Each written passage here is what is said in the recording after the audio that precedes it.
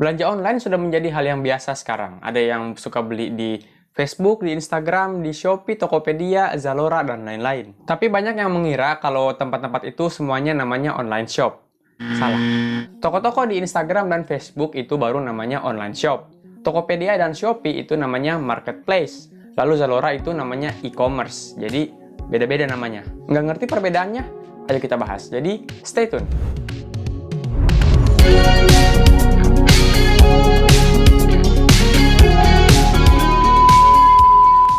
Halo, selamat datang lagi di Tech Coffee. Bagi teman-teman yang baru melihat channel ini, Tech Coffee adalah channel yang membahas berbagai macam hal mengenai teknologi di sekitar kita ya, mengenai komputer, mengenai laptop, mengenai Android, dan sebagainya. Tutorial, trik, tips, dan juga info-info seperti ini. Jadi setelah menonton video ini, coba teman-teman cek ya video-video dari Tech Coffee, siapa tahu ada juga yang bermanfaat untuk teman-teman. Cek juga di kolom deskripsi di bawah, karena di situ biasanya ada hal-hal penting yang berkaitan dengan video ini. Atau kalau misalnya ada hal yang saya lupa bilang di video ini, saya akan taruh juga di deskripsi. Jadi teman-teman tidak ada yang ketinggalan informasi. Di video sebelumnya, saya membahas tentang tips pintar dan aman dalam berbelanja online. Di video ini saya akan membahas perbedaan dari online shop, marketplace, dan juga e-commerce. Jangan lupa juga cek video sebelumnya ya. Jadi lanjut. Oke, yang pertama online shop atau sering disingkat all shop ya. Yang masuk kategori online shop ini adalah orang-orang atau toko yang jualan di sosmed kayak di Instagram, Facebook, ataupun grup-grup jual beli itu ya. Biasanya dikelola oleh perorangan atau kelompok yang kecil, nggak gede-gede banget. Jadi itu ya intinya orang atau toko yang jualan di sosmed itu online shop. Tokopedia, Shopee, Lazada, Bukalapak, dan sebagainya itu namanya marketplace. Kalau kita translate, marketplace itu artinya pasar. Sebuah tempat berkumpulnya antara pembeli dan penjual. Jadi cuma tempatnya aja, jadi marketplace itu bukan yang jualannya, jadi dia tuh cuma tempatnya aja, cuma menyediakan tempat. Marketplace ini juga bisa dibilang perantara ya, perantara yang mempertemukan pembeli dan penjual. Jadi menyediakan tempat dan juga menjadi perantara transaksi pembayaran antara pembeli dan penjual. Jadi kita ambil contoh misalnya Shopee ya. Shopee kan yang paling rame sekarang. Menyediakan tempat kan. Jadi Shopee menyediakan di situ terserah siapa aja yang boleh buka toko, siapa aja boleh berjualan gratis kan. Nah, lalu ada orang-orang yang mencari barang, buka Shopee, nyari barang di situ akan ada ketemu-ketemu barang-barang yang dijual oleh berbagai macam toko kan. Jadi itu menyediakan tempatnya. Lalu menjadi perantara transaksi pembayaran itu, misalnya kita udah ketemu barang, kita mau beli nih, kita udah check out, kita udah pesan, nah lalu uang kita kan transfer nggak langsung ke penjualnya. Jadi ditahan dulu ke pihak Shopee, kita transfer tuh ke rekening Shopee-nya dulu. Nah, kalau barangnya udah sampai ke kita, baru dari Shopee dikasih ke penjual aslinya. Makanya kalau misalnya ada barang yang tidak sesuai gitu, kita ditipu misalnya, uangnya kita bisa minta lagi karena uangnya masih ada di Shopee, belum ke penjualnya. Jadi itu, jadi menjadi perantara transaksi pembayaran. Begitu. Jadi marketplace itu tidak menjual produk sendiri ya. Jadi mereka hanya menyediakan tempat dan menjadi perantara. Buka toko atau berjualan di marketplace gitu ya, di Shopee, Tokopedia dan sebagainya itu gratis. Dan juga tidak ada potongan-potongan segala macam ya.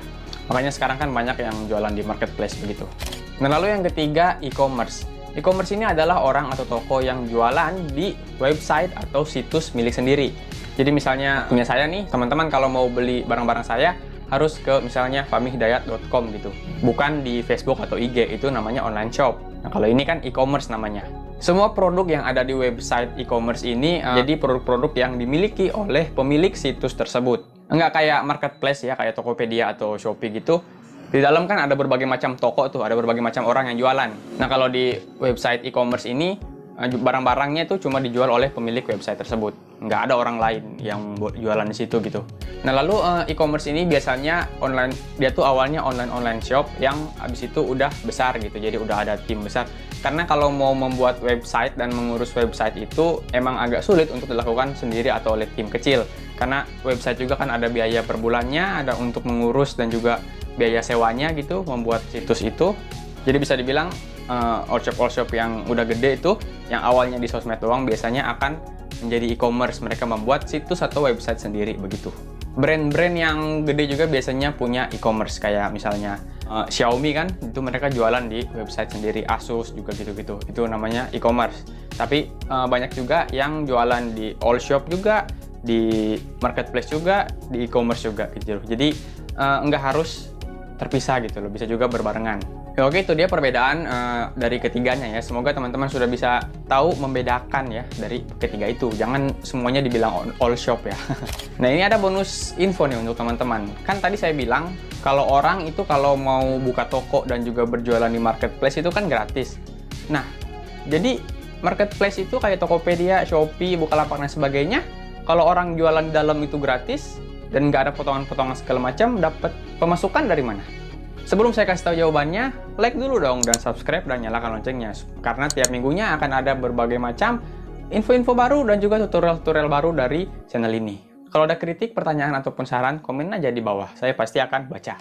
Oke, pemasukan marketplace itu yang saya tahu ya, kan pebisnis begitu kan biasanya ada banyak sumber pemasukan ya. Saya akan memberitahukan di sini yang saya tahu saja. Yang pertama melalui iklan di search. Jadi seller atau toko-toko yang jualan di marketplace ini, kalau mereka mau produk mereka itu tampil di paling atas di saat kita mencari barang. Jadi misalnya nih, kita mencari barang misalnya HP gitu kan. Habis kita ketik di pencarian kan, habis itu muncul tuh semua barang-barang ya. Banyak banget kan. Nah, yang mau muncul di paling atas ini bisa membayar ke si marketplace-nya. Jadi itu namanya iklan ya. Jadi nanti dia bisa muncul di paling atas supaya kan kita di saat mau cari bisa langsung pilih yang paling atas kan muncul. Gitu. Teman-teman kalau mau tahu produk apa yang dia tuh menggunakan sistem ini, nanti di pojok tuh biasanya ada tulisan AD atau iklan. Jadi gitu. Jadi supaya produk kita muncul paling atas, itu bisa dengan membayar ke marketplace-nya. Saya nggak tahu pembayarannya kalau gimana ya, perhitungannya gitu, pokoknya gitu. Lalu yang kedua, kalau toko atau penjual mau memasang iklan dalam bentuk banner yang nantinya dipasang di home aplikasi kayak gini nih.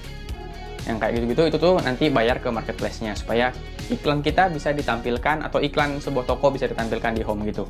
Lalu sumber pemasukan lainnya misalnya ada kerjasama dengan brand-brand kayak misalnya kerjasama dengan Xiaomi lalu menyelenggarakan event-event khusus gitu.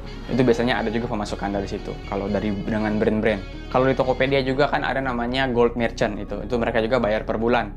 Jadi memang kalau jualan dan juga buka toko di marketplace itu gratis, tapi kalau mau member sendiri, soalnya kelebihan member khusus begitu kayak star seller atau super seller atau gold merchant itu di saat kita mencari produk itu kita ketik misalnya laptop Asus, biasanya gold merchant atau star seller ini bakalan muncul di paling atas juga gitu. Jadi memang ada kelebihan sendiri kalau mendaftar member khusus begitu. Jadi itu pemasukannya juga yang lain dan mungkin ada juga sumber-sumber pemasukan lain ya, saya nggak tahu, tapi yang saya tahu pasti salah satunya itu. Ya, oke, cukup sekian ya, terima kasih telah menonton. Jangan lupa like, subscribe, dan nyalakan loncengnya, dan juga komen di bawah ya. Jangan lupa nih, cek ya video-video lain dari channel ini. Yang di atas ini adalah tips pintar dan aman dalam berbelanja online. Silahkan ditekan kalau menonton, lalu di bawah ini juga ada kumpulan tutorial-tutorial lainnya. Saya Fahmi Dayat, and see you soon.